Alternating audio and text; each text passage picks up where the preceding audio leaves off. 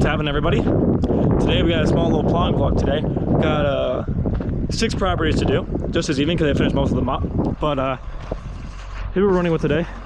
Got the 450 with the Boss XT 8x2, and then we're going to be running this truck today. Well, this is also my personal truck. And I forgot, I got like, I love black trucks. Nice. All right, so let's let this warm up for like a minute.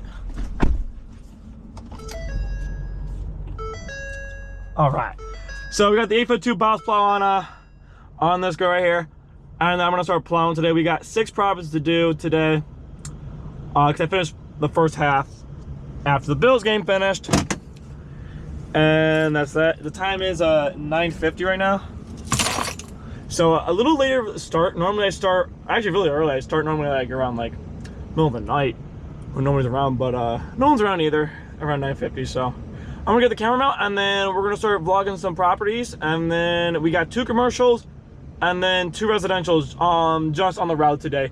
The other couple I don't think I have to do because it's not gonna be that deep in that other part of town. So let's get to it.